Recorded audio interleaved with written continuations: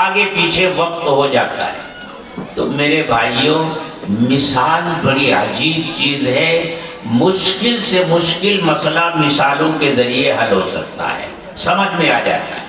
اسی طرح سوال ہے، سوال کے ذریعے بڑی بڑی گتھیاں منٹوں میں سلجھائی جا سکتی ہیں۔ یہی وجہ ہے کہ صحابہ کرام رضوان اللہ تعالی علیہم اجمعین نے مختلف موقعوں پر اللہ کے رسول صلی اللہ علیہ وسلم سے سوالات کیے ہیں۔ انسان کے ذہنوں میں سوالات تو پیدا ہوتے ہیں، اور یہ سوالات جیسا ماحول ہوتا ہے اس ماحول کو دیکھتے ہوئے ہی پیدا ہوتے ہیں۔ میرے ساتھ واقعہ گزرا، ایک دن ایک آدمی آیا، اس نے مجھ سے سوال کیا کہ موسیٰ علیہ السلام کی والدہ کا کیا نام تھا؟ میں نے بتا دیا اس کو۔ 2 دن نہیں گزرے تھے کہ تیسرا آدمی آیا، اس نے کہا موسیٰ علیہ السلام کی والدہ کا نام کیا تھا؟ اس کو بتا دیا۔ پھر 2 دن نہیں گزرے تھے کہ تیسرا آدمی آ گیا، موسیٰ علیہ السلام کی والدہ کا نام کیا تھا؟ اب میں سوچ میں پڑ گیا کہ یا اللہ، سب کو موسیٰ علیہ السلام کی والدہ کے بارے میں جانکاری حاصل کرنے کا یہ شوق اور جذبہ کیسے پیدا ہو گیا؟ میں نے اپنے ساتھیوں سے اس کا ذکر کیا تو میرے ایک دوست تھے، وہ مسکرائے۔ انہوں نے کہا مولانا آپ نہیں جانتے، آپ اس لائن کے آدمی نہیں۔ میں نے کہا بھائی کس لائن کے آدمی؟ کہنے لگے چونکہ آپ بابا گیری نہیں کرتے اس لیے آپ کو اس کا علم نہیں ہے۔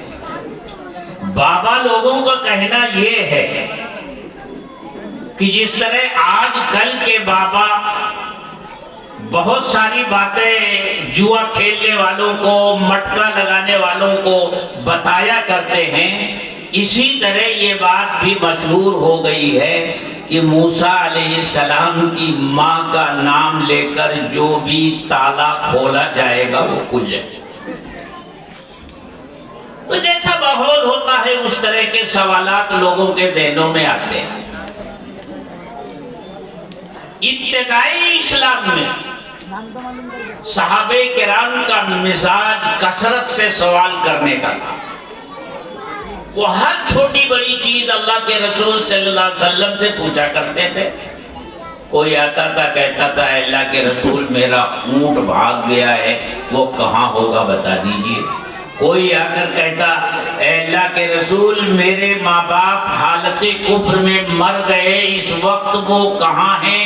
جہنم میں ہیں، اور جہنم کے کس درجے میں ہیں، آپ مجھے بتا دیجئے۔ اللہ تعالیٰ نے منع فرمایا یا ایھا الذین آمنوا لا تسألوا عن اشیاء ان تبد لکم تسؤکم۔ اے ایمان والو ایسی چیزیں مت پوچھا کرو کہ اگر ان کے بارے میں تمہیں بتا دیا جائے تو تمہارا دل برا ہو، تمہیں تکلیف پہنچے۔ جب یہ آیت اتری تو صحابہ بہت محتاط ہو گئے، اتنے محتاط ہو گئے کہ ضروری سوالات بھی کرنے سے وہ بچنے لگے۔ تو پھر کیا ہوتا تھا؟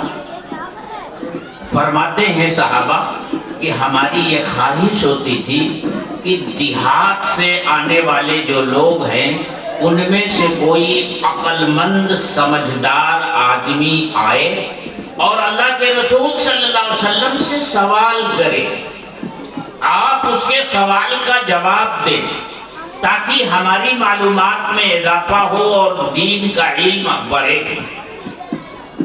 دیہات میں جو لوگ رہتے بالکل سادہ ہوتے ہیں، وہ شین قاف بہت نہیں کرتے جیسے ہمارے ناظم جلسہ صاحب کر رہے ہیں۔ ان کی ہر بات تو بالکل سادگی کے ساتھ ہوتی ہے، بے تکلف وہ بات کرتے ہیں، اس لیے عقل مند ہو، سیدھا ہو اور صاف صاف بات کرے اللہ کے رسول صلی اللہ علیہ وسلم سے۔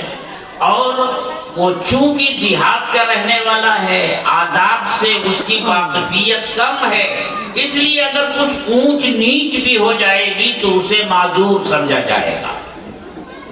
اتنا صحابہ محتاط ہو گئے، لیکن اللہ نے صحابہ کو سمجھانے کے لیے کہ دیکھو غیر ضروری سوالات کرنے سے روکا گیا ہے، ضروری سوالات کرنے سے منع نہیں کیا گیا ہے۔ حضرت جبریل علیہ السلام کو اللہ نے انسانی شکل میں بھیجا اور بڑے عجیب و غریب انداز میں آئے۔ جب آئے تو ابتدا میں آپ بھی انہیں نہیں پہچانتے تھے، وہ بالکل گھستے چلے گئے اور آپ کے گھٹنے سے گھٹنا ملا کر بیٹھ گئے اور فرمایا اے محمد بتاؤ اسلام کیا ہے، ایمان کیا ہے، احسان کیا ہے۔ اللہ کے رسول صلی اللہ علیہ وسلم نے ان کے سوالات کے جواب دیے۔ جب وہ چلے گئے تو صحابہ سے آپ نے پوچھا جانتے ہو یہ کون تھے؟ عرض کیا اللہ ورسولہ عالم، اللہ اور اس کا رسول بہتر جانتے ہیں۔ تو آپ نے فرمایا یہ جبریل تھے، تم کو تمہارا دین سکھانے آئے تھے۔ تو سوال بھی بہت اچھی چیز ہے، لیکن سوال کس سے کیا جائے؟